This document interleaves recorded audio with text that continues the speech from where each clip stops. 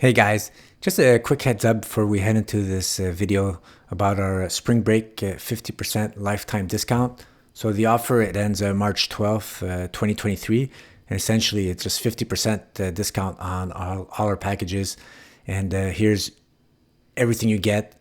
NorthStarBadCharts.com, guys. Tons of value, and we really hope you get to enjoy some of these discounts, guys. The prices for you will never increase. It's inflation proof. So come and check it out, guys. Thanks for watching and enjoy the podcast. All right, guys.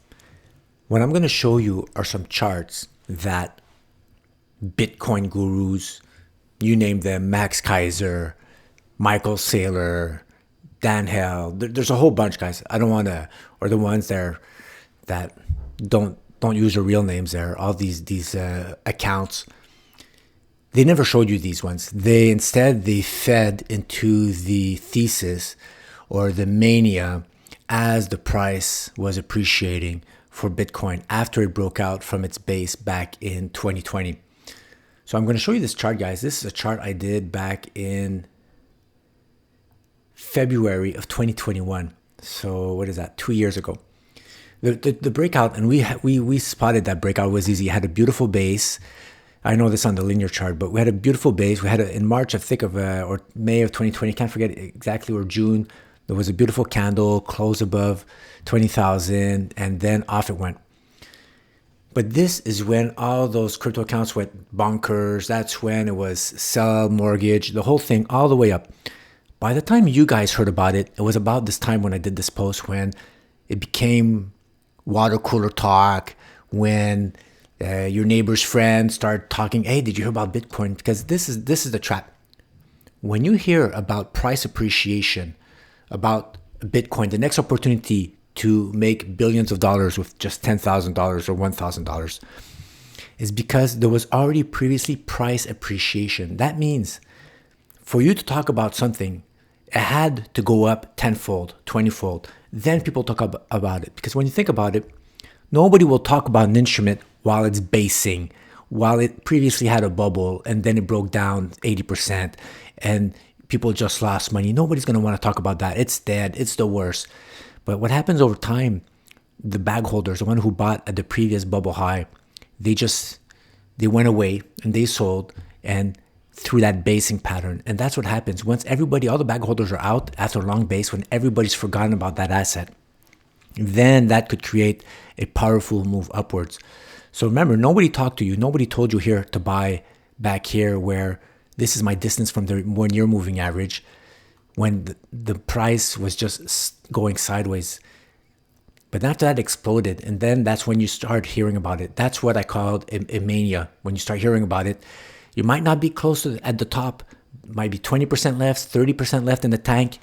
But if you're not looking at the charts, if you're not trading based on the charts, and you did not see, or you're not somebody that was already in the know, already tracking this instrument, then it's most likely that if you didn't look at the chart before buying, you get trapped. You just get trapped because you want the Lamborghini, you want that big house. And none of these gurus are talking to you about risk and reward money management, that you should not put all of your assets in one trade. And that's not what they told you, right? They said I converted 10,000 to $1 million, and then you're there. Whatever money you had, you probably put everything in there. It goes up, you feel good for 1, 2, 3 months, and then it goes down, and you don't know. You're not looking at the charts. You don't know that it started unwinding, that the momentum is breaking down, that Bitcoin is starting to underperform other assets. But you're just holding on to the thesis and those laser eyes, and that Bitcoin's the new next money, and that the market has to price it according to your thesis. But it doesn't work that way, guys. The market prices it according to capital flows defined by the battle between major asset classes. Let's say SPX versus Producer Price Index, or NASDAQ versus gold, or NASDAQ versus silver, or versus copper, or versus Producer Price Index. That's what drives this price. And I'll show you charts right after, guys, and you'll see this clearly. I'll show you the other charts that the Bitcoin gurus won't show you. And hopefully, why I'm doing this video is to hopefully you get an appreciation for charts, to remove the noise when YOLO you only live once, and FOMO, fear of missing out. And they keep hammering that over and over, buy. It's going to the moon, it's going to the moon. You'll be able to take an objective view, take a step back and say, okay, this thing already blew up. It's already super stretched from its moving average. At least just step aside, let it correct, let it create some type of bullish pattern for you to get in. Just don't jump on the ship. So when I did this, and this didn't get a lot of likes because, well, nobody wanted to hear about that back in those days. So I'll show you here how the chart worked out. This is on TradingView. It's public. You could go here on that link, press play, and you'll see here that even after there was no red candle here. I posted a bearish chart while that thing was just super heating, and then it went up. Wicks, so on the monthly time frame, it went up. It closed pretty much where I thought people would get trapped, right? Because I wrote a lot of people will get trapped between 58K and 64K, while the price was only 52K. It went up, it went down. Oh, let's buy that, catching that falling knife. It bounced pretty strong, went up. Wicks, what's that? Never closed above 62,000. Then after that, that's all she wrote. Just crash, and gave everything back. It went back practically to the breakout levels. And I think the breakout levels were around 10,000. But it practically gave it all back. And people expecting a V-shaped recovery from here, they didn't learn from the past because, and I'll show you more evidence why even what happened previously has a much lesser chance of happening today. So this type of explosion, and then after that, a move up, and then another base, an explosion up. We might not get that this time. So anybody telling you to buy here, they haven't even studied the behavior of Bitcoin in a bull market, because this first rally high is probably going to stop at 35. I'm not going to get bullish until it gets above 35. Then it goes down because all these bag holders, they're not going to want to tell their wives they lost that much more money. So everybody who bought above 35, they're going to want to break even. So that's going to create a lot of resistance here. And then maybe you get a sideways move. And then after that, when everybody's washed out, all the bag holders are out, then it could go up. But I'll show you some charts why that might not happen this time. I'll show you the charts right now, guys. And yeah, let me show you one chart before. What I showed you here was a technique to sell into strength when you see your stretch from that 12-month moving average. Here is a chart I did which shows you the final exit to sell into weakness. So if you didn't want to sell at 58,000, but then it goes up, and then after that, 1, 2, 3, that support, that sleep mode 9 is super valid now, has 3 bounces, 4th, 5th, it does a new high, marginally new high, but it cannot continue its momentum upwards. That's a log scale. Then it breaks down, then a retest. You should be out, guys. That was probably the last time to get out, selling into weakness or strength on the pullback here. Then it goes down, huge volume defined node, support, test, bear flag below the 200-day moving average. Look, this was your final warning sign just to get out. Because you got to see it this way. There's no FOMO. When price breaks down from upwards momentum on the log scale, it's lost momentum, that explosion. See how when it broke out back in those days, it was tight above the 200-day moving average and it expands away from it. Now it's the opposite. The 200-day moving average comes and contracts. You step aside, guys. Bitcoin guys weren't telling you that. The thesis is right. Yeah, Bitcoin is going to be whatever, XXX, all those reasons. But at the end of the day, if the price does not agree, then the thesis is wrong. You cannot force a thesis to carve out price. Price carves out the thesis you hear, because remember, the news you hear about CNBC and all that is because the price appreciated. Remember that. CNBC will not confirm your bias, all that echo chamber stuff. If the price did not move with Bitcoin, they will not even talk about it. So remember that when you hear stuff, it's always based because the price already moved. If it's moved already, there's chances that thing is going to start slowing down. So here was probably the last chance to get out, and we know what happened when it closed below 37. Well, at least you could sell into weakness because you avoided that whole drop all the way back here to I forget where it stopped, $14,000 there. So technical analysis, I could apply this to any chart, silver, gold, any chart. It's the same concepts. They repeat over and over again, right? Okay, so now I'm going to show you guys the final part of this little video. I'll show you Bitcoin's performance. Well, I'll show you something else first. I'll hide the Bitcoin chart. Too late, you saw it. I'll show you the capital flows that carve out the Bitcoin chart. So for me, capital flows are a battle between major assets. So let's say NASDAQ versus a commodity, a metal like uranium, NASDAQ versus copper, another metal, NASDAQ versus silver, NASDAQ versus producer price index, which is a proxy for inflation. If NASDAQ, the speculative tech stocks, or whatever instrument versus another one, will carve out a look of a chart. So here's a NASDAQ versus uranium, beautiful bottom here, 2008. And as the price goes up here, that means NASDAQ is outperforming uranium. That's the Sprott Uranium Physical Trust. As that goes up, that you're in a bull run. Look at this beautiful outperformance. So all the tech stocks, all that, it's all going up. And after that, since 2017, even if that ratio has been going up, it's starting to carve out each of these lows. It's starting to carve out a top. Now it broke down in 2022, retest that early breakdown line, and now it's hogging right above a final breakdown line. I'll tell you why that's important, that chart, because this is Exhibit A. If I overlay the Bitcoin chart, if it looks like a duck, quacks like a duck, then it is a duck. And if Bitcoin chart looks like, and remember, this is not a story about causation, correlation. I hear that it doesn't matter.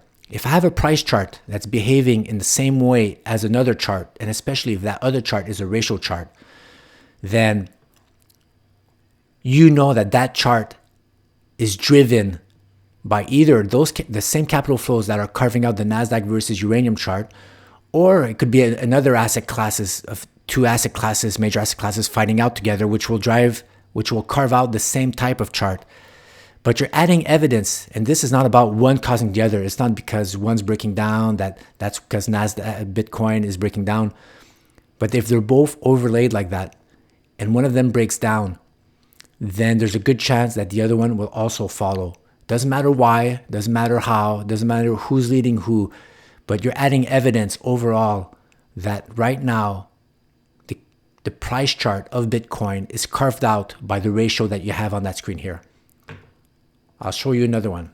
So that was NASDAQ versus uranium. Here is NASDAQ versus silver.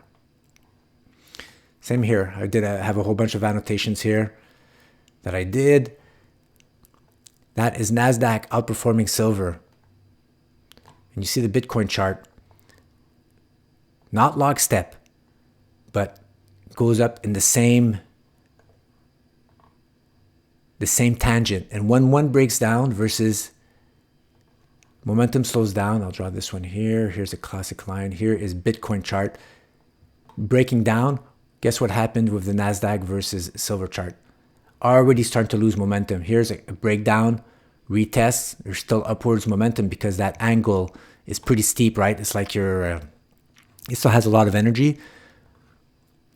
But over time, I'll just remove these lines, remove drawings here. Over time, you see that there's a beautiful neckline, less steep, much less steep. And even here you see Bitcoin, its neckline is starting to get less and less steep. Here's another one, confirmed breakdown. And eventually you'll be closing, and it already started doing it, Bitcoin, closing below horizontal lines. And if it cannot get back above, that's why I'm saying the 35,000 right here. I'm going to highlight that. Look on the left-hand side, 35,000. Until Bitcoin gets back above that, it's in the bad zone. It's in the bad zone. You don't want to be there. Until NASDAQ breaks out versus silver and shows that it goes above this line here, and it shows that its momentum can start outpacing again silver, another commodity, then Bitcoin has headwinds as defined by the NASDAQ versus silver chart. It's not looking good, guys. Not looking good at all. All right, I'll show you another one. 2 more charts, guys, and that's it. Hopefully that you'll be able to have taken something out of this. Here is the NASDAQ price and copper. I just did that one. So here's the bubble top. NASDAQ breaks down, versus copper, huge top below the 1 year, 3 year moving average, breaks down, the cloud trying to hold it up, and then it just falters. So that's a bear era for tech, price in copper, below the red Ichimoku cloud, that's resistance, until it forms a base. It's not forever, guys. It does a reverse symmetry move, it bottoms out, then there's a 6-7 year base, it goes sideways. After that, eventually there's a breakout above the cloud, above the 1 year, the 3 year moving average, above the early breakout line, and off it goes. It's a bull run. This is exactly where Bitcoin, its inception, right? It was right here. And that's maybe for another podcast for another day, but this is something. Imagine if Bitcoin's inception was back here. And I did this exercise. Could have been any type of instrument that was there back in the NASDAQ tech .com bubble. Bitcoin might have went up. It could have started maybe at $30, $50, went up to 300. And then after that, it would have went down probably to $5 or wherever their inception. People got to remember that the time and date that Bitcoin started getting trading was exactly where the NASDAQ was breaking out versus commodities. You got to remember that. Before you say it's going to go to the moon, there's a paradigm shift. This was a paradigm shift. Here was a .com bubble, 95, and even before going all the way .com, 2011 all the way to 2020. And look at copper now, below the 3 year, hanging on a thread below the cloud, right on the cloud support. Here's a critical final breakdown line, which was also the breakdown line of the .com bubble. It's about to break down the NASDAQ versus copper. It could rally up here. Let's see. Until it gets above this line, the bias is it's forming a top. And once it breaks down below, the tech will severely underperform copper. So what that means is if you had a choice between copper or tech, you had absolutely to play one or the other, then you'd have to play copper. And remember, I'll show you again. Look at the Bitcoin chart, guys. It tracks those capital flows. Bitcoin slowing down. It's tracking. If copper breaks out, or so if NASDAQ breaks down versus copper, Bitcoin has major headwinds and could go down for the count. They're not showing you this. They're not zooming out enough. They're not, all those Bitcoin gurus, I see their Twitters. They're not showing you what happened here previously. All that information that you had previously, if that thing tracked from 2011 all the way to today, it's fair to assume that it would have tracked the 10 years before that. It's just fair to assume until it could show you otherwise that it's not tracking those charts, the NASDAQ versus any commodity. This is super, super skittish, super dangerous to keep telling people to go long while it hasn't broken out. It's not showing you any type of base, long-term base. It's just not there yet, guys.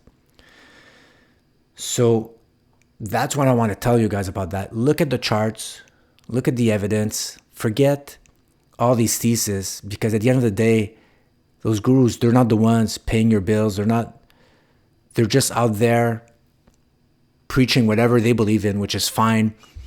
But remember this, price is not driven by any thesis. It's not. Price is driven by capital flows between major asset classes. And I'll show you the final one.